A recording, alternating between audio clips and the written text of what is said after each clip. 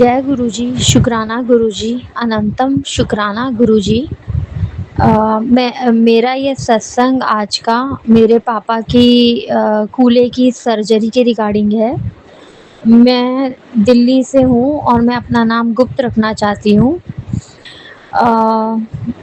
संगत जी, गुरुजी ने अनेकों चमत्कार करे हैं मेरे ज़िंदगी में। जब से गुरुजी मेरे ज़िंदगी में आए हैं, मैं गुरुजी से 2024 में जुड़ी थी।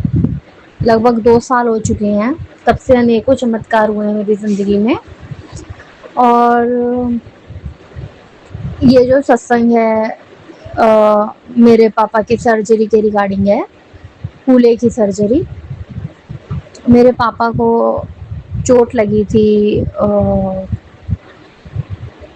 24 जनवरी 2026 को। गिर गए थे, फिसल गए थे। बाहर कहीं वॉशरूम से आ रहे थे तो बाहर रास्ते में कहीं फिसल गए थे। पानी था थोड़ा गड्ढे में, और ऐसा हुआ कि मेरे पापा ऑटो चलाते हैं और फिसल कर आए और उनकी कूल्हे की हड्डी जो है वो टूट गई। और उसके बाद 3 दिन पापा बेड रेस्ट पर रहे, क्योंकि वो हिल नहीं पा रहे थे, हॉस्पिटल जाने की कंडीशन में नहीं थे। और हमें लगा शायद हड्डी टूट गई होगी पैर की। आमतौर पे लोग यही सोचते हैं मांस फटा होगा या पैर की हड्डी टूटी होगी, पर ऐसा नहीं था संगत जी। मेरे पापा का फिर 15 दिन के लिए उन्होंने एक नामी पहलवान है उनसे पट्टी करवाई, बैंडेज करवाई और कूल्हे की, लेकिन कोई आराम नहीं हुआ। 15 दिन बाद भी पापा कोई एक स्टेप नहीं ले पा रहे थे, तो कोई आराम नहीं था। तो उन्होंने फिर कृष्णा नगर में एक डॉक्टर है, वहाँ पे एक्सरे कराया। तो एक्सरे में पता लगा कि जो हिप होती है ना, हिप कूल्हे, वहाँ पे उनकी जो बॉल है वो टूट के चकनाचूर हो गई है, और जो हड्डी है वो भी चूर चूर है। तो ऐसा हुआ कि उन्होंने बोला कि ऐसा करो, 1 लाख ले आओ, प्राइवेट में ऑर्थोपेडिक थे बड़े, 1 लाख ले आओ और तुम्हारी सर्जरी हो जाएगी और तुम थोड़े दिन में ठीक हो जाओगे। तो लेकिन ये कहने की बात होती है संगत जी, क्योंकि 1 लाख, पहली बात तो हमारा फाइनेंशियल कंडीशन इतना अच्छा नहीं है, और फिर लोन के लिए भी, लेकिन एक में भी होता ये भी कोई गारंटी नहीं थी, क्योंकि 2 लाख लगते, 2.5 लगते, कुछ पता नहीं, 3 लगते, 3 लाख लगते, क्या लगते कुछ पता नहीं। वो प्राइवेट डॉक्टर्स तो वैसे भी बोल देते हैं कि हाँ इतने में ठीक हो जाएगा। फिर हमने सोचा कि जीटीवी में दिखाएं, जो हमारे घर के नज़दीक है, पर हम फिर वहाँ भी नहीं गए। और फिर ये हुआ संगत जी की इत्तेफाक से मैं जिस ऑफिस में काम करती हूँ, मेरा ईएसआई तो पिछले 6 महीने से कट रहा है। पहले मैं वहाँ पे 4-5 महीने वाउचर स्कीम में थी, अप्रैल से सितंबर तक। अक्टूबर में मैं, मतलब मेरा ईएसआई कार्ड बन गया, मतलब ईएसआई कटना शुरू हो गया था, कार्ड नहीं बनवाया था। मैंने कहा ऐसा कोई नीड नहीं है, अभी तो रह गया। बट एक लड़की ने मुझे अभी याद दिलाया कि गुरुजी की कृपा से शायद उस लड़की से कहलवाया कि मैं ना कार्ड बनवा रही हूँ। तो मार्च में, फरवरी में याद दिलाया 12 के आसपास कि मैं ना कार्ड बनवा रही हूँ, तो तुम भी देख लो। मैंने कहा हाँ मैं भी बनवा लेती हूँ। फिर मैंने कार्ड बनवा लिया अपना। जस्ट एक पोस्ट कार्ड फोटो था, उसमें पापा का, मम्मी का और मेरा लगना था फोटो, और बन गया मेरा कार्ड 2-3 दिन के भीतर ही। और हुआ ये संगत जी की 19 फरवरी को पापा झिलमिल ईएसआई में एडमिट हो गए। शायद यही गुरुजी की मर्जी थी, ऊपर वाले की मर्जी थी कि वो एडमिट हुए और उन्होंने भी एक्सरे वगैरह करवाया, तो थोड़े दिन वहाँ एडमिट रहे। बट एक बात थी कि वहाँ पे ये मेजर सर्जरी नहीं होती, ये इसको इंग्लिश में बायपोलर हेमियोथेराप्लास्टी कहते हैं और हिंदी में हिप सर्जरी कह लीजिए या कूल्हे की सर्जरी बोल सकते हैं। तो ये है, लेकिन ये मेजर सर्जरीज वहाँ नहीं होती हैं। फिर उन्होंने बहुत टेस्ट करवाए, मतलब blood test, urine test, sugar test, BP वगैरह सब करवाया। फरीदाबाद भेजा था उन्होंने, रेफ़र किया था, तो वहाँ से एक CTET का चेक हुआ था। आई मीन बीपी चेक था और चेस्ट वगैरह चेक कर रहे थे कि एनेस्थेसिया लेने के लिए क्या ये ठीक है। बेहोश क्योंकि सर्जरी से पहले बेहोश करने के लिए भी बीपी वगैरह देखा जाता है और चेस्ट और लंग्स देखे जाते हैं कि सब ठीक है ना, नॉर्मल है। तो बहुत सारे टेस्ट हुए थे। फिर वो वापस आए जब वहाँ से फरीदाबाद से, 1 दिन के भीतर आ गए थे। उसके बाद 2 दिन पापा वहाँ नहीं गए, सैटरडे संडे, तो वहाँ के डॉक्टर थोड़े से नाराज़ हो गए थे। खैर उन्होंने बहुत अच्छे हैं और गुरुजी की कृपा रही कि उन्होंने पापा को ESI रोहिणी में रेफ़र कर दिया कि ये मेजर सर्जरी हमारे यहाँ नहीं होती, ESI शिल्पी में नहीं होती है, ये ESI रोहिणी में होंगी, तो आप वहाँ जाइए। उन्होंने रेफ़र कर दिया। इसके लिए गुरुजी बहुत बहुत शुक्राना आपका। और फिर पापा रोहिणी गए। रोहिणी में फिर उनके काफ़ी टेस्ट चले, क्योंकि क्या होता है संगत जी की लगभग हमारा मार्च पूरा निकल गया टेस्ट वगैरह में। जैसे कि हेपेटाइटिस का बहुत सारे टेस्ट हुए पापा के सर्जरी से पहले से, जो भी टेस्ट होते हैं, यूरिन टेस्ट दोबारा से हुए, फिर से वही सब यूरिन टेस्ट, ब्लड टेस्ट और भी HIV टेस्ट और हेपेटाइटिस टेस्ट जो जॉन्डिस के रिगार्डिंग होता है, और चेस्ट और लंग्स वगैरह सब चेक करा, बीपी वगैरह सब चेक कर रहे थे। तो ऐसा हो रहा था संगत जी की मेरे पापा का जैसे PAC टेस्ट एक होता है, उसमें क्या होता है, जब तक आपका बीपी अगर बढ़ा रहेगा ना, तो फिर वो तब तक आपको क्लियर नहीं करेंगे सर्जरी को लेके। तो एक बार थोड़े दिन के भीतर हम कैब में भाई और पापा आते जाते थे, तो जब एक बार गए पापा और भाई, तो उन्होंने ESI रोहिणी में जब बीपी हुआ, चेक हुआ, तो 160 निकला। तो उन्होंने बोला कि ज़्यादा है, तो उस हिसाब से उस दिन किसी कारण से PAC नहीं हो पाया। ठीक है, फिर वो वापस आ गए। तो थोड़े 2-4 दिन के भीतर हमने सोचा चलो इनका बीपी थोड़ा सा कंट्रोल में ले आते हैं, टमाटर वगैरह खिलाया और बीपी की 2 गोली दी, एम्लोडिपाइन करके जो होती है, एम्लोकाइंड 80 जो होती है वो दी। तो मतलब इतना बीपी नॉर्मल नहीं हो रहा था, बट फिर भी घर पे ठीक आ जाता था, हॉस्पिटल जाते थे फिर बढ़ जा रहा था, PAC हो ही नहीं पा रहा था। फिर दूसरी दफ़ा फिर मैं भाई और पापा, हम तीनों जन वहाँ गए, ESI रोहिणी गए और हमने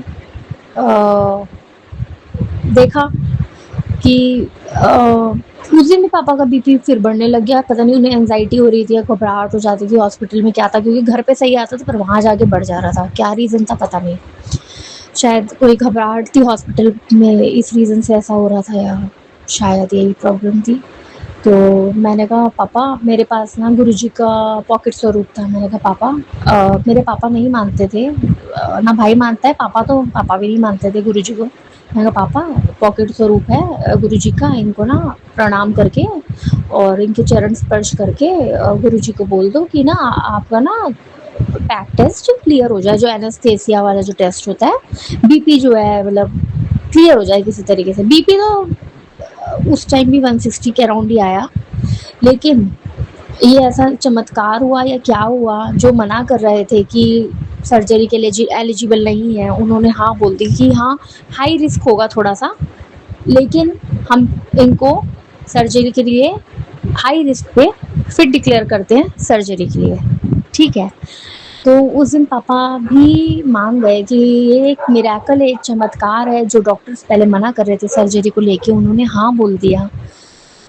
और उसके बाद ये हुआ कि उन्होंने बोला कि 15 दिन के बाद आप आना और हम एडमिट कर देंगे या जो भी है हम आपको बता देंगे।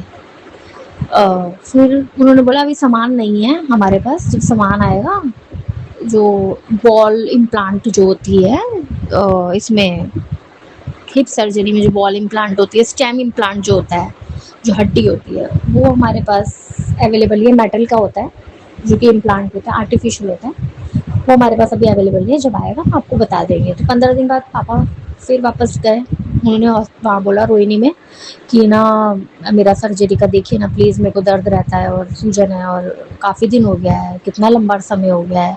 तो उन्होंने बोला कि अब आप देखिएगा 1 महीना लगे, 2 महीना लगे, 3 महीना लगे, देखिए टाइम तो लगेगा, ऐसा है, इस तरीके से बोला। और फिर हमें तो उम्मीद हमारी टूटती हुई नज़र आने लगी। पापा और भाई गए थे उस दिन, टूट रही थी कि अब क्या होगा। तो पापा ने फिर गुरुजी से अरदास करी मन में कि गुरुजी मेहर करो, गुरुजी मेहर करो। हमारे पास और कोई रास्ता नज़र नहीं आ रहा था। मेरे पैर खराब होने का खतरा था, सीधा पैर खराब होने का खतरा था और शायद अपाहिज हो सकते थे या पैर पूरा खराब हो सकता था अगर मतलब इतना लंबा रहेगा, क्योंकि 3 महीने ऑलरेडी बीत रहे थे। फिर ऐसा हुआ कि जो हमारे घर के पास वाले हैं उन्होंने 2-4 दिन पहले पापा से बात करा था। उन्होंने देखा था कि ये अंकल जी चल नहीं पा रहे हैं, तो उन्होंने पूछा, उन्होंने कहा मेरा जान पहचान है ईएसआई रोहिणी में, मैं देखता हूँ। पापा ने उस टाइम तो सोचा कि चलो कोई ना, हम खुद भी अपना इलाज करा लेंगे, कोई बात नहीं, ईएसआई कार्ड तो हमारा ही। बट उस दिन जब उन्होंने बोला कि 1 महीना, 2 महीना, 3 महीना लग जाएगा ईएसआई रोहिणी में वालों ने, तो फिर सामान ना होने की वजह से तो फिर हमने जो हमारे पास वाले जो है भाई साहब, उनसे पापा ने बोला कि प्लीज़ कुछ देखिए। तो उन्होंने फिर अपने पीए को बोल के वहाँ के जो थे जान पहचान वाले, उनको बोल के और डॉक्टर को बोल के थोड़ा जान पहचान लगवाया, अप्रोच लगवाया। और 1-2 दिन के भीतर ही पापा को फिर बुलाया गया, एक्सरे देखा गया और उनको एडमिट कर लिया गया रोहिणी ईएसआई में। ये एक बहुत बड़ा मिरेकल था संगत जी। जो चीज़ मना हो रही थी वो हाँ हो गई। पापा ने जैसे ही बोला गुरुजी मेहर करिए, तुरंत उसके 10-15 मिनट के भीतर ही ऐसा हुआ कि बात हुआ और उन्होंने बोला ठीक है हम एडमिट कर लेते हैं। और आप यकीन मानिए गुरुजी, वो संगत जी कि वो 15 दिन वहाँ एडमिट रहे लगभग, और अभी 26 थी, यस 26 अप्रैल को उनका सर्जरी कंप्लीट हो गया। और गुरुजी की कृपा से, ऊपर वाले की कृपा से, माता रानी की कृपा से, महादेव की कृपा से उनकी ये सर्जरी सक्सेसफुल रही। और ये इत्तेफाक था कि उससे 5-7 दिन पहले ही वहाँ पे शिव पुराण की कथा भी हो रही थी, जो प्रदीप मिश्रा जी की हो रही थी। और गुरुजी भी हमारे शिव जी के अवतार ही माने जाते हैं, तो वहीं पे ही ईएसआई हॉस्पिटल के बिल्कुल नज़दीक में ही हो रही थी शिव पुराण की कथा भी। तो 2 दिन मैं और मम्मी गए, हमने अरदास लगाई, शिव जी गुरुजी कुछ करिए, मतलब ठीक हो जाए। और हमने 2 दिन संडे मंडे का जो था कथा अटेंड करा शिव पुराण का रोहिणी में। और पापा जो है वहीं पे एडमिट थे और 26 को उनका हो गया सर्जरी। और अभी टांके नहीं खुले हैं, बट अभी वहीं पे एडमिट थे। बट उसके बाद सर्जरी के बाद आमतौर पे जैसे दर्द होता है उनको इतना नहीं हुआ। उन्होंने बोला कि गुरुजी की कृपा थी, ऊपर वाले का नाम लेते जा रहे थे और आराम रहा। तो जय गुरुजी, शुक्राना गुरुजी, अनंतम शुक्राना गुरुजी। तो पापा भी गुरुजी की महिमा को मान गए कि जो चीज़ नामुमकिन लग रही थी वो चमत्कार हुआ। और मेरे पापा की सर्जरी, जिसमें हमारे पास इतना पैसे का नहीं है, इतना पैसा नहीं है हमारे पास, और 2.5 से 3 लाख लग जाता अगर हम प्राइवेट में कहीं कराते। तो गुरुजी की कृपा से ये हमारा पैसा नहीं लगा यहाँ पे, और हमारे पापा का अच्छे से सर्जरी हुआ। और हाथ साफ था जिन डॉक्टर ने करा, उनका भी बहुत बहुत शुक्राना। और जो ये सत्संग शेयर करेंगे उनका भी बहुत बहुत शुक्राना संगत जी। और मेरे पापा आज पापा को डिस्चार्ज मिल गया है। अभी टांके नहीं खुले, उन्हें बोला 15 दिन बाद आना वापस और आपका हम टांके खोल देंगे। और वॉकर के थ्रू भी चल रहे हैं, और मेरा भाई अभी जैसे हॉस्पिटल में रुका था तो लैट्रिन बाथरूम वगैरह में हेल्प करता था, तो थोड़ा गुस्सा हो जाता है कभी कभी, लेकिन गुरुजी भी उसको भी उसका गुस्सा शांत रखेंगे। और उसका भी अभी पार्ट टाइम जॉब करता है, उसका जॉब भी अच्छा लगवाएंगे गुरुजी, क्योंकि मेरे पापा तो अभी फ़िलहाल कर नहीं पाएंगे थोड़ा टाइम जब तक ठीक हो।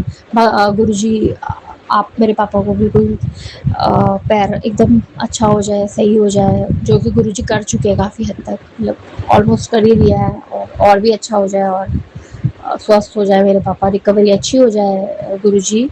और बरकत आए हमारे घर में, हमारे घर में पैसे का बहुत प्रॉब्लम चल रहा है अभी, तो अब मेरे को उम्मीद है कि गुरुजी ये भी ज़रूर करेंगे।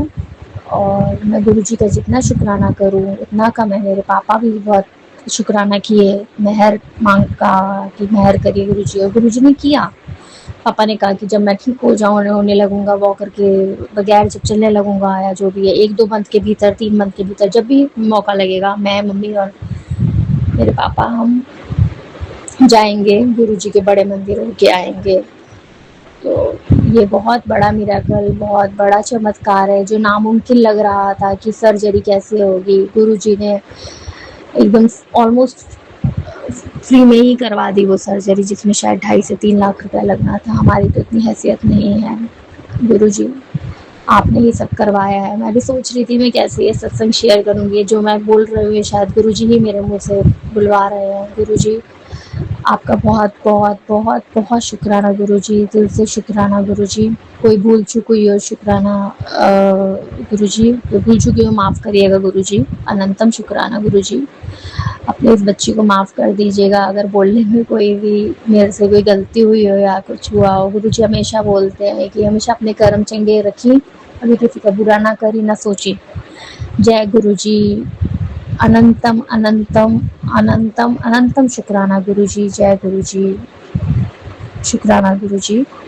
तो मैं ये अपना सत्संग गुरुजी के मंत्र जाप से ख़त्म करना चाहूँगी। अगला सत्संग जब शेयर करने का आ गया होगा गुरुजी का तो मैं ज़रूर करूँगी। ओम नमः शिवाय, शिवजी सदा सहाय। ओम नमः शिवाय, गुरुजी सदा सहाय। ओम नमः शिवाय, शिवजी सदा सहाय। ओम नमः शिवाय, गुरुजी सदा सहाय। जय गुरुजी, शुक्राना गुरुजी। ओम नमः शिवाय, शिवजी सदा सहाय। ओम नमः शिवाय, गुरुजी सदा सहाय। प्रणाम संगत जी, ये मेरा एक और शुक्राना सत्संग है और मैं सचमुच गुरु जी का शुक्राना करना चाहती हूँ। हालांकि अभी भी मैं बहुत कष्ट में हूँ, मैं अपना नाम अभी भी गुप्त रखना चाहूंगी। गुरु जी ने आज तो बहुत ब्लेसिंग्स दी। मैं कल पूरी रात नहीं सो पाई थी। मुझे नहीं पता क्या हुआ था। कल मैंने कॉफ़ी प्रसाद पिया था, मुझे नहीं पता, लेकिन मुझे नींद नहीं आई पूरी रात। और कुछ तो था, मुझे समझ में नहीं आया। मुझे लगा सुबह हो गई थी। मैंने सत्संग भी सुना किस तरह, और फिर किस तरीके से मैं गई वर्क पे, ये मैं ही जानती हूँ। और गुरुजी ने बहुत ब्लेसिंग्स दी, लेकिन मैं ठीक नहीं फील कर रही थी। फिर भी गुरुजी ने इतना ब्लेस किया कि आज मेरी क्लास में कोई बच्चा ही नहीं आया। मतलब आए बस 3-4 बच्चे ही आए, और जो कि बहुत ही कम थे। और कहाँ कल 15-20 थे और आज बस 3-4 थे। तो गुरुजी ने इतनी कृपा की और आराम से मेरा धैर्य, मतलब मैंने पढ़ा लिया और सब कुछ हो गया। तो गुरुजी ही ऐसी ब्लेसिंग्स दे सकते हैं कि मैंने गुरुजी से कह दिया था, गुरुजी मैं बिल्कुल नहीं संभाल पाऊंगी, आपको ही मेरा आज का दिन देखना है। उसके अलावा मैंने अपने वर्क प्लेस से थोड़ी जल्दी में आ गई वहाँ से, और आके मैंने आराम करने का प्रयास किया। हालांकि नींद पूरी नहीं हो पाई है, तो गुरुजी ही ब्लेस करेंगे। गुरुजी ने ये भी ब्लेस किया कि मुझे गुरुजी ने जो है छुट्टियां ब्लेस की हैं, जो कि मैं सोच रही थी कि नहीं ले पाऊंगी, तो वो चीज़ हो रही है। अभी पूरी नहीं हुई है, कहते हैं पहले नहीं बताना चाहिए, लेकिन गुरुजी पूरा ब्लेस करेंगे और सारे कैसे रास्ते खोलेंगे तो गुरुजी जानते हैं। हो पाएगा नहीं हो पाएगा इसके बारे में मैं भी कुछ नहीं कह सकती, क्योंकि गुरुजी चाहेंगे तो होगा और नहीं होगा तो नहीं होगा। एक और जगह से गुरुजी ने ब्लेसिंग्स दी हैं, लेकिन हालांकि मुझसे कुछ ब्लंडर हो गया। मुझे नहीं पता अब वहाँ से वो हो पाएगा कि नहीं। जब वो काम बन जाएगा तो मैं आप लोगों को ज़रूर शेयर करूँगी। अभी मैं उस चीज़ को भी गुप्त रखना चाहती हूँ, क्योंकि गुरुजी कहते हैं कि जब काम बन जाए तभी बताना चाहिए। और गुरुजी ने कुछ तो मतलब ब्लेसिंग्स दी हैं, आज जो भी जिस रूप में भी दी हैं, क्योंकि मैं उम्मीद खो चुकी थी। और मुझे नहीं पता, वर्क प्लेस में सब लोग बहुत ही ज़्यादा मुझसे अच्छे से बात कर रहे थे, बहुत ही अच्छे से। मुझे नहीं पता ऐसा क्या हुआ है, कोई तो बात है। मैंने गुरुजी का स्वरूप लगा दिया था वहाँ पर, मुझे नहीं पता इसका असर है या क्या बात है। और सब मुझसे कुछ ज़्यादा ही स्वीट थे। अब इसके कारण क्या है मुझे नहीं पता। तो गुरुजी मुझे ब्लेस करें और कल मुझे जाना है, मुझे नहीं पता कल क्या होगा। मैं गुरुजी पर छोड़ती हूँ, बस मैं चाहती हूँ कि गुरुजी मुझे नींद ब्लेस करें, क्योंकि बिना नींद के तो व्यक्ति दिमाग वो हो जाता है, किसी का भी हो जाता है। आज बहुत काम था घर पे तो मैं ज़्यादा कुछ कर नहीं पाई, पर फिर भी मैंने गुरुजी ने लंगर प्रसाद मुझसे बनवाया, तो वो एक गुरुजी का अनंतम शुक्राना। और जो है मैं अपना शुक्राना करने में मुझे देर हो जाती है, इसका मुझे खेद है।